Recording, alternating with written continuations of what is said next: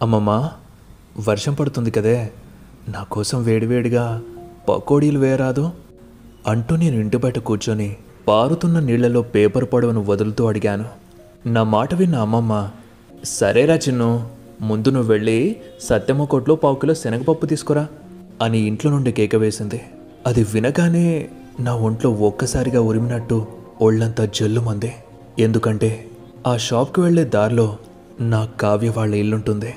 పోతూ పోతూ తనని చూడొచ్చన్న ఆశ పుట్టి వెంటనే లోపలికెళ్ళి అమ్మమ్మ దగ్గర డబ్బులు తీసుకొని గొడుగు చేత పట్టుకొని ఇంటి బయటకొచ్చేశాను. ఆకాశనంతా నల్లటి మబ్బులు కమ్మేయడంతో మా వీధంతా చిమ్మ చీకటితో నిండిపోయింది.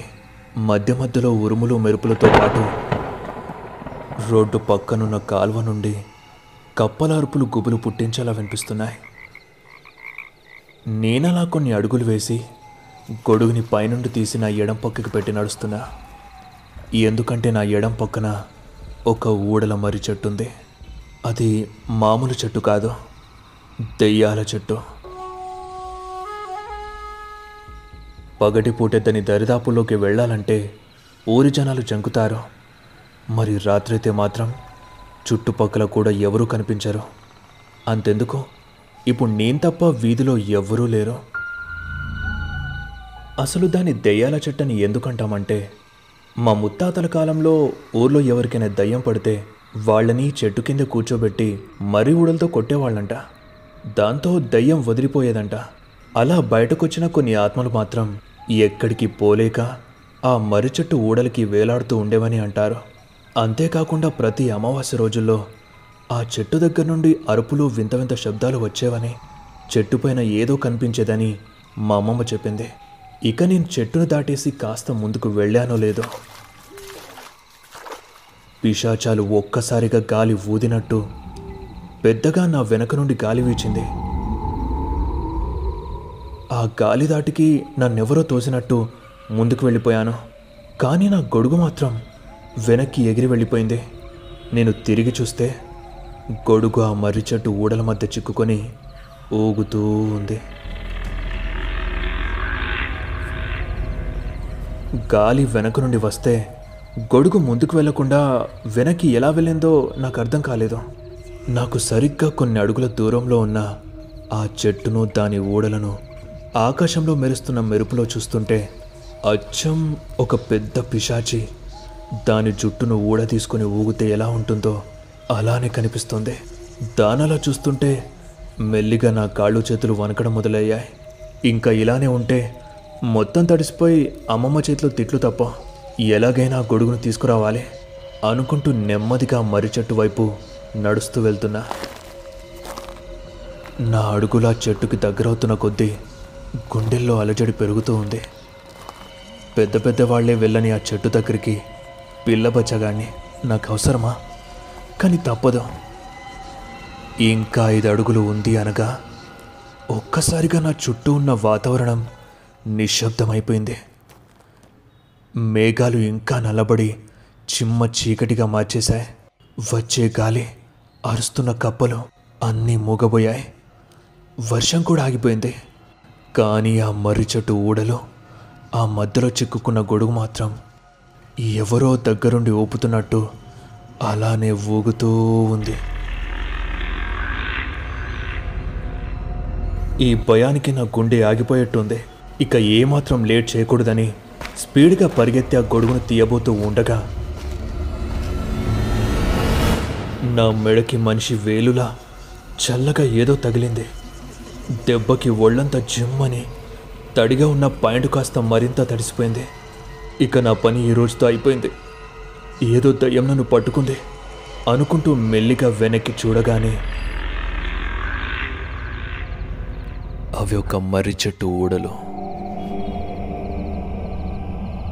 ఉబికి పట్టుకున్న ఊపిరి ఒక్కసారిగా బయటకు వచ్చేసింది. ఇక వెంటనే గొడుగు తీసుకొని వెనక్కి కూడా చూడకుండా పరుగు తీస్తూ సత్యమ్మ దగ్గరికి వెళ్ళి పిండి తీసుకొని తిరిగి ఇంటికి వెళ్తూ ఉండగా కావ్య గుర్తొచ్చింది. ఆ భయంలో పడి కావ్య సంగతే మర్చిపోయా. ఇప్పుడు ఎలాగైనా తనని చూడాలని తన ఇంటి దగ్గరికి వచ్చాను. కానీ ఇంటి తలుపులు కిటికీలన్నీ మూసేస్తున్నాయి. వర్షం పడుతుంది కదా, అందుకే మూసుకొని ఉంటారు అనుకొని నిరాశతో ఇంటికెళ్ళిపోయాను. కాసేపు అయ్యాక అమ్మమ్మ వేడివేడిగా పకోడీలు వేసిచ్చింది. వరండాలో కూర్చొని వర్షాన్ని చూస్తూ కావ్య గురించి ఆలోచిస్తూ ఉన్నా. నా పేరు చిన్ను. నా 10th ఎగ్జామ్స్ అయ్యాక అమ్మమ్మ వాళ్ళ ఊరైన పూడిపల్లికొచ్చాను. ఇప్పుడే కాదు, ప్రతి సంవత్సరం వేసవి సెలవులకి ఇక్కడికే వస్తాను. అసలు అమ్మమ్మ వాళ్ళ ఇంటికి రావాలనే ఆనందం కన్నా వాళ్ళ ఇంటి దగ్గరలో ఉండే కావ్యాన్ని చూడాలని ఆరాటం ఎక్కువ. 2-3 సంవత్సరాల కిందట కావ్యాన్ని మా ఊరి జాతరలో చూశాను. తను మా అక్కయ్య వాళ్లతో ఉండడంతో తనతో మాట్లాడే అవకాశం దక్కింది. అలా అలా జాతరలోనే తనని నా మాటలతో మాయ చేసి ట్రాప్లో పడేశాను. తన కోసం ఓ కీచెన్పై మా నేమ్స్ కూడా రాపించి నేను వెళ్ళిపోయేటప్పుడు తనకిచ్చాను. తను తీసుకుంటుందో లేదో అని చాలా భయపడ్డాను. కానీ తను తీసుకొని నా లవ్ని యాక్సెప్ట్ చేసింది. ఇక ఆ రోజు నుండి కావ్యానే నా జీవిత కావ్యంగా మలుచుకుందామని ఫిక్స్ అయిపోయాను. ఆ రోజుల్లో మా దగ్గర ఫోన్లు ఉండేవి కాదు. దాంతో తనతో మాట్లాడడానికే ఏదో ఒక వంకాన అమ్మమ్మ ఊరు వచ్చేవాడిని. అప్పుడప్పుడు బైక్పై నేను కావ్య తిరిగేవాళ్ళం. అలా అలా మా మధ్య ప్రేమ రోజు రోజుకి మాతో పాటు పెరుగుతూ వచ్చింది. కానీ ఇప్పుడు నేనొచ్చి 2 రోజులు అవుతున్నా కావ్య నా కంటికి కనిపించనే లేదు. రే చిన్నో, ఇంకెంతసేపు అని బయట కూర్చుంటావు? చీకటి పడింది, బయట ఎక్కువసేపు ఉండడం మంచిది కాదు, వెళ్ళి పడుకో అని అమ్మమ్మ బయటకొచ్చింది. అవును, టైం అప్పటికే 10 దాటిపోయింది. నేనిక వెళ్ళి గదిలో పడుకున్నా. కావ్యని చూడలేదే అనే బాధ వాటిని మూయనీయడం లేదు. ఇక తన రూపాన్ని ఊహల్లో ఊహించుకుంటూ కళ్ళు మూయబోతూ ఉండగా ఇంటి తలుపులు ఎవరో కొట్టారు. నేను లేద్దాం అనుకునే లోపే అమ్మమ్మ వెళ్ళి తలుపు తీసింది. ఎవరో బయట నుండే ఏదో వినిపించినట్లు చెప్పేసి వెళ్ళిపోయారు. నేను పట్టించుకోకుండా పడుకున్నాను. సరిగ్గా అప్పుడు టైం ఎంతవుతుందో తెలియదు, కానీ గాఢ నిద్రలో ఉన్న నాకు ఒక పిలుపు వినిపించి కళ్ళు తెరిచాను. చిన్ను, చిన్ను. ఏంటిది? నా కావ్య గొంతులా ఉందే. చిన్ను, ఒకసారి బయటికి రావా? నీకోసమే వచ్చాను చిన్ను, ప్లీజ్ ఒక్కసారి రావా అని మరోసారి పిలిచింది. ఇక లేచి పక్కనే ఉన్న కిటికీ వైపు చూశాను. గాలికి మెల్లిగా కిటికీ తలుపులు కొట్టుకుంటూ ఉన్నాయి. నేను అమాంతం మంచంపై నుండి లేచి కిటికీని పూర్తిగా తెరిచాను. బయటంతా నిర్మానుష్యంగా ఉంది. అయినా కావ్య ఉందేమో అనుకుని తలుపు తీసి బయటకొచ్చాను. అంతలో అటుగా వీస్తున్న చల్లని గాలి అలా నా బక్కపల్చని ఒంటిని తాకి వెళ్ళింది. అంతే, ఒళ్ళంతా జల్లుమని పాట బయటకొస్తుంది. కానీ నా ఆరాటం మాత్రం కావ్య ఎక్కడుందనే. ఏమో, తన గురించి ఆలోచిస్తూ అలా భ్రమపడి ఉంటానేమో. అయినా నా పిచ్చి కాకపోతే ఇంత రాత్రివేళ తనేలా బయటకొస్తుంది? సర్లే, అలా పాట పాడేసొద్దాం అనుకుంటూ మా ఇంటి ముందున్న పొదల చాటుకు వెళ్ళి పాట పాడుతూ ఉండగా చిన్ను అంటూ మళ్ళీ అదే గొంతు వినపడింది. వెంటనే పక్కకు చూశాను. అతి గాఢాంధకారంలో సన్నటి వెన్నెల వెలుగులో లంగా జాకెట్లో 2 జడలు వేసుకుని కావ్య నిలబడి నా వైపు చూస్తోంది. నేను షాక్ అయి జిప్పేసుకుని తిరిగి చూసేసరికి కావ్య అక్కడ లేదు. కనుచూపు మేరలో కంటికంతా కటిక చీకటే. కావ్య, హే కావ్య, ఎక్కడికెళ్ళావు అని చిన్నగా అరిచాను. కానీ కావ్య ఎక్కడా కనబడలేదు. అలా చూస్తూ ఉండగా నా ఎదురుగా ఉన్న ఆ ఊడల మర్రి నీ కావ్యాన్ని నేనే మింగేశారా అన్నట్టు చూస్తోంది. నాకు భయం వేసి ఆ చెట్టును దాటి ముందుకెళ్ళాను. కొంచెం దూరంలో ఎవరో రోడ్డుపై వెళ్తున్నట్టు కనిపించింది. కావ్యాని అయ్యుంటుందనుకుని పరిగెత్తుతూ దగ్గరికి వెళ్ళాను. అది కావ్యానే. నన్ను పిలిచి చెప్పపెట్టకుండా ఎక్కడికి వెళ్తుంది? హే కావ్య, ఆగవే, నా కోసం వచ్చి ఏం తెలియనట్టు ఎక్కడికి వెళ్తున్నా? నిన్నే, ఇటు చూడు అని ఎంత అరుస్తున్నా తను వినిపించుకోకుండా నా వైపు కూడా చూడకుండా ఎవరో తనని రమ్మని పిలుస్తున్నట్టుగా వెళ్తూనే ఉంది. కావ్య, నీకు దయ్యం కాని పట్టిందా ఏంటి? పిచ్చోడ్లా అరుస్తుంటే పలకవేం? కావ్య, నిన్నే, ఆగు అంటూ తన వెంట పడుతూ ఉన్నా కానీ తన ఫ్లోని పట్టుకోలేకపోతున్నాను. ఎందుకంటే తను నాకంటే వేగంగా నడుస్తోంది. నేనలా అరుస్తూ చాలా దూరం వచ్చేశాను. ఇంత చీకట్లో, అది కూడా అర్ధరాత్రి దాటాక ఇలా బయటికి రావడం ఇదే మొదటిసారి. అలాంటిది కావ్య ఎలా వచ్చిందో నాకు అర్థం కావడం లేదు. నేనేమో కావ్యని చూసిన మాయలో నా చుట్టూ ఉన్న ప్రాంతాన్ని కూడా మర్చిపోయాను. ఇంతలో నాకు ఆయాసం వచ్చి ఊపిరి తీసుకోవడానికి కిందకి వంగి పైకి లేవగానే కావ్య నాకెదురుగా కనిపించలేదు. కంగారుగా కాస్త తలెత్తి పైకి చూస్తే మా ఊరి చెరువు గట్టుపైన దయ్యంలా నిలబడి ఉంది కావ్య.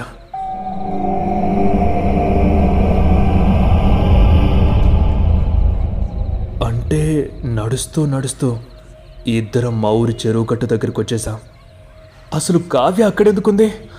హే పిచ్చిదానా, అక్కడెందుకు నిలబడ్డావే? కావ్య నిన్నే, మైండ్ కాని దొబ్బిందా? కిందకి రా అని అరిచి తన దగ్గరికి వెళ్తూ ఉండగానే కావ్య హఠాత్తుగా పెద్దగా ఏడవడం స్టార్ట్ చేసింది. ఆ ఏడుపు ఎలా ఉందంటే కావ్యని ఎవరో సూదులతో గుచ్చుతున్నట్టు, అంతేకాకుండా తన లోపల ఇంకెవరో ఉన్నట్టు 2-3 గొంతులు ఒకేసారి బాధతో శోకాలు పెడుతున్నట్టుగా వినిపిస్తున్నాయి.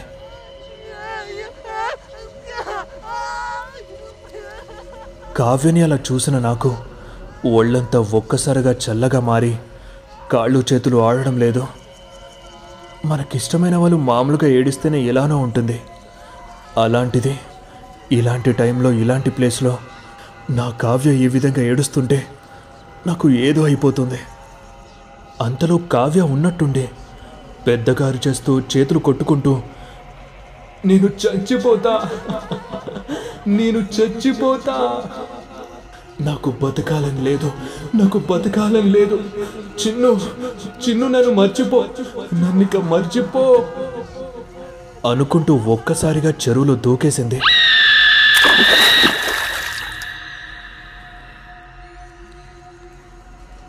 ఒక్కసారిగా నా కళ్ళు మసకగా మారిపోయి ఒంటిలో నుండి ఊపిరి పోతున్నట్టుగా, గుండె ఆగినట్టుగా అనిపించి పడిపోతూ వెంటనే తేరుకొని కావ్య అని పైకి పరిగెత్తుతూ వెళ్ళాను. అప్పటికే కావ్య చెరువులో మునిగిపోయి బుడగలు బయటికి వస్తున్నాయి. నేను దూకి కాపాడదామంటే నాకు ఈతొచ్చి చావదు. ఫస్ట్ టైం నా మీద నాకే విరక్తి పుట్టింది. అమ్మమ్మ చాలాసార్లు చెప్పింది ఈత నేర్చుకోరా అని. నేనే భయంతో నేర్చుకోలేదు. ఇప్పుడు అదే నా కావ్య నా కళ్ళెదురుగా మునిగిపోతున్నా జీవోత్సవంలో నిలబడి చూస్తున్నానే కానీ కాపాడలేకపోతున్నాను. ఇలాగే ఉంటే నా కావ్య నాకు దక్కదు. ఎవరినైనా పిలుచుకొని రావాలి అనుకుని చెరువు కట్టు దిగేసి పరిగెత్తుతూ ఊరివైపు వెళ్తూ ఉండగా మా ఊరి సూరిబాబు నాకెదురుపడ్డాడు. మామూలుగా ఈ టైంలో ఊర్లో వాళ్ళు ఎవరు బయట తిరగరు, కానీ సూరిబాబుకి రోజు రాత్రి సెకండ్ షో సినిమా చూడడం అలవాటు. ఈరోజు ఆ అలవాటే నా కావ్యను బతికించబోతుంది. సురన్నా, సురన్నా, అది కావ్య చెరువులో దూకేసిందన్నా, తొందరగా వెళ్ళి కాపాడన్నా ప్లీజ్ అని తనకి చెప్పగానే ఎక్కడా ఏంటి అసలు ముఖంలో ఎలాంటి కంగారు లేకుండా కనీసం పరిగెత్తకుండా మెల్లిగా నడుచుకుంటూ చెరువుగట్టు వైపు వెళ్తున్నాడు. తాగేసి ఉన్నాడేమో అనుకున్నా, అయినా తనకి ఈత బాగా వచ్చు. ఎలాగైనా నా కావ్యని కాపాడుతాడో అనుకుంటూ తన వెంట వెళ్తూ ఉన్నా సూరిబాబు తీరా చెరువు గట్టుపైకి వెళ్ళి కావ్య దూకిన చోటే చెరువులో దూకేశాడు. కావ్య ఎలాగైనా బతకాలి, తనకేం కాకూడదు అనుకుంటూ నా దేవుణ్ణి మొక్కుతూ తనని పైకి ఎప్పుడెప్పుడు తీసుకువస్తాడని ఎదురు చూస్తూ ఉన్నా. దూకి చాలాసేపు అయింది. సూరిబాబు ఇంకా రావట్లేదు. నాకు భయం మరింత పెరగసాగింది. ఇక ఆగలేక వెళ్ళి చెరువులో చూస్తే అక్కడ అసలు దూకిన ఆనవాళ్ళు కూడా కనిపించట్లేదు. సూరనా, సూరనా అని ఎంత అరిచినా సూరిబాబు పైకి తేలట్లేదు. అయ్యో, ఇప్పుడు ఏం చేయాలి, ఎవరికి చెప్పాలి? ఇప్పుడు ఎవరిని బయటికి రమ్మన్నా వస్తారో రారో కూడా తెలియదు. ఇక కావ్య వాళ్ళ నాన్నకు చెప్పాల్సిందే అని చెరువు గట్టు నుండి నా వల్ల ఎంత వీలైతంత వేగంగా పరుగు తీస్తూ ఆ ఊడలమరి చెట్టు దాటి మా ఇంటిని దాటి కావ్య వాళ్ళ ఇంటి ముందు నిలబడి గేట్ తెరవబోతూ ఉండగా నా చేతిని ఎవరో పట్టుకున్నారో. ఆ స్పర్శకి ఒళ్ళు జలధరించి ఊపిరి ఆగిపోయింది. నెమ్మదిగా వెనక్కి చూడగానే పట్టుకుంది ఎవరో కాదు, మా అమ్మమ్మ. అమ్మమ్మ అది అంటూ నేను చెప్పబోతూ ఉండగానే, ఏమైందిరా నీకు? ఈ దెయ్యాలు తిరిగి ఎల్లప్పుడు వీళ్ళింటి ముందు ఏం చేస్తున్నా? పద ఇంటికెళ్దాం అని లాక్కుని వెళ్తూ ఉండగా, అమ్మమ్మ అది కాదే, నేను చెప్పేది విను.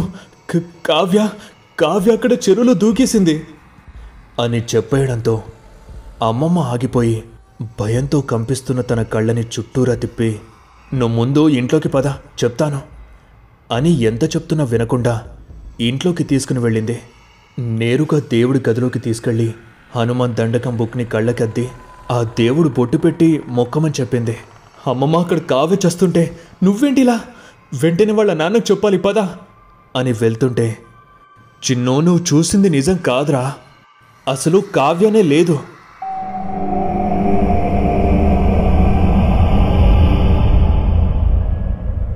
అంటూ అమ్మమ్మ నోటి నుండి వచ్చిన ఆ మాట నా చెవులని కాసేపటి వరకు మూసేశాయి. ఏంటమ్మమ్మా, కావ్య లేకపోవడమేంటే? ఏం మాట్లాడుతున్నావు? నాకు అర్థం కావడం లేదు అని ఎర్రబడ్డ కళ్ళతో అనగానే, కావ్య లేదంటే ఈ ఊర్లో లేదని. అసలు రాత్రి మన ఇంటికొచ్చింది కావ్య వాళ్ళ నాన్నే. వచ్చి ఏమన్నాడో తెలుసా? కావ్యకి ఇక్కడ ఉంటే నయమయ్యట్టు లేదమ్మా, అందుకే ఇల్లు కాల్చేసి వెళ్తున్నాం అని చెప్పి వెళ్ళిపోయాడు.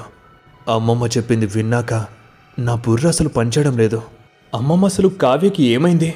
నయం కాకపోవడమేంటే అని అడగడంతో, నీ స్నేహితురాలు కావ్యకి కొద్ది రోజుల క్రితం దయ్యం పట్టిందిరా. ప్రతిరోజు వాళ్ళ ఇంట్లో నుండి చాలా అరుపులు వినిపించేవి. అప్పుడప్పుడు ఆ అమ్మాయి పిచ్చిదాన్లా అర్ధరాత్రులు చెరువుగట్టు వైపు కూడా తిరిగేదంట. దాంతో ఆ మర్రి చెట్టు కింద భూతవైద్యం కూడా చేయించారు. అయినా ఫలితం లేకుండా పోయింది. ఇదే ఊర్లో ఉంటే తన కూతురు తనకిక దక్కదని ఊరు కాల్చేసి వెళ్ళిపోయారు. అసలు అమ్మమ్మ చెప్పింది నిజమైతే మరి నేను చూసింది ఎవరిని? అదంతా నా భ్రమ లేక ఏంటి? అమ్మమ్మ అలా అయితే నేను కావ్యని నా కళ్ళారా చూశానే, తను నా కళ్ళ ముందు చెరువులో దూకింది అని ఎంత చెప్పినా అమ్మమ్మ మాత్రం, నువ్వు ఆ అమ్మాయి గురించి ఆలోచిస్తున్నావురా, అందుకే అలా అనిపించి ఉంటుంది, ఇక అమ్మాయి సంగతి వదిలే, పడుకో అని చెప్పగానే, అవును ఇంతకి వాళ్ళు ఏ ఊరు వెళ్తున్నారో చెప్పారా అని ఆతృతగా అడగగానే అమ్మమ్మ దీనంగా, లేదురా చిన్ను, చెప్పలేదు. గుండె నిండా బరువుతో మూసిన నా కళ్ళు తెల్లవారగానే ఎవరెవరో అరుపులతో తెరుచుకున్నాయి. లేచి కిటికీ బయట చూస్తే ఊర్లో జనాలు ఎక్కడికో పరిగెత్తుతూ ఉన్నారు. వెంటనే లేచి ఇంటి బయటకు వెళ్ళగానే అమ్మమ్మ గుమ్మం ఎదురుగా నుంచొని చూస్తుంది. అమ్మమ్మ ఏమైందే, ఎందుకలా అందరూ పరిగెత్తుతున్నారు అని అడిగాను. రోజూ పోలవరంకెళ్ళి సెకండ్ షో సినిమా చూసి వస్తూ ఉంటాడుగా సూరిబాబు, చెరువులో దూకి చనిపోయాడంట, అందుకే వెళ్తున్నారు అంటే రాత్రి సూరిబాబు నాకు ఎదురుపడింది నిజమే. అలా అయితే కావ్య కూడా నిజమై ఉండాలిగా. ఒకవేళ అది కావ్య కాకపోతే ఇంకెవరై ఉంటారో అని ఆలోచిస్తూ అమ్మమ్మకి సూరిబాబు విషయాన్ని కూడా చెప్పాను. అప్పుడు అమ్మమ్మ ఆశ్చర్యపోయి ఒక నిజం చెప్పింది. నీకు చెప్పొద్దు అనుకున్నారా, కానీ ఇప్పుడు చెప్పక తప్పట్లేదు. కొన్ని నెలల క్రితం ఈ ఊర్లో నిండు తూలాలు ఆమె భర్త అనుమానపడడంతో అది తట్టుకోలేక అదే చెరువులో దూకి చనిపోయింది. బలవంతంగా తీసుకున్న ప్రాణం కాబట్టి ఆమె దయ్యమైంది. రాత్రిపూట చెరువు గట్టుపై వెళ్లే వాళ్ళకి ఆమె అరుపులు వినిపించేవంట. దాంతో అటువైపు ఎవరూ వెళ్లేవాళ్ళు కాదు. కానీ ఆమె గాలి అక్కడితో ఆగిపోలేదు, ఊలోకి కూడా సోకింది. ఎలాంటి కారణం లేకుండానే పిచ్చి పట్టిన వాళ్లలా ప్రవర్తిస్తూ కొందరు చనిపోతూ వచ్చారు. ఆ విధంగానే కావ్యకి కూడా ఆ అమ్మాయి పట్టుకుంది. నాకు తెలిసి ఆ సూరిబాబు కూడా ఆ దెయ్యానికి బలైపోయి ఉంటాడు. ఎందుకంటే అతనికి ఈత వచ్చు, పైగా చచ్చేంత కష్టాలు లేవు. అంతేకాకుండా ఆ దెయ్యం నిన్నో చంపాలని చూసిందనుకుంటా. సమయానికి నేను వచ్చాను కాబట్టి సరిపోయింది, లేదంటే అమ్మో, ఇంకా ఇలానే ఇక్కడే ఉంటే ఇంకెంతమంది చచ్చిపోతారో అని కొంతమంది ఊరు కాల్చేసి కూడా వెళ్ళిపోయారా అని అమ్మమ్మ చెప్పింది. కొన్ని నెలల తర్వాత ఊర్లో జనాలు భయపడి ఊరంతా ఖాళీ చేసి వెళ్ళిపోయారు. ఆ తర్వాత కొత్తగా డ్యామ్ మొదలు పెట్టడంతో మా ఊరే మునిగిపోయింది. ఇప్పుడు మా అమ్మమ్మ వాళ్ళు వేరే ఊర్లో ఉంటున్నారు. నేనిప్పుడు పెద్దోన్నైపోయాను, కానీ నా కావ్య నాకు ఇంకా దొరకనే లేదు. డియర్ కావ్య, నీ దాకా ఈ స్టోరీ చేరుతుందని మనస్ఫూర్తిగా ఆశిస్తున్నా. నా కావ్యకి ఈ స్టోరీ చేరేలా మీరు షేర్ చేసి మా ప్రేమను బ్రతికించండి. కూడా సపోర్ట్ చేయాలి అనుకుంటే జాయిన్ బటన్ పై క్లిక్ చేసి మెంబర్షిప్ తీసుకోండి. దీనివల్ల మీకు ఎక్స్క్లూజివ్ కంటెంట్ కూడా లభిస్తుంది.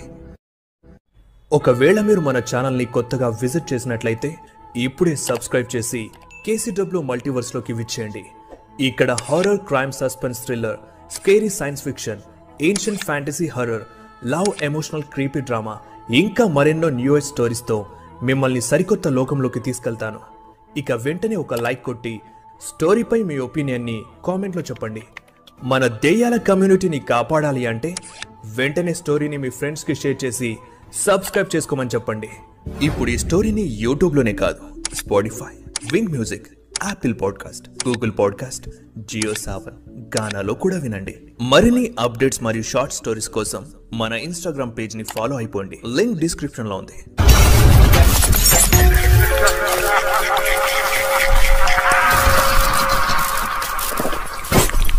Feel the fear.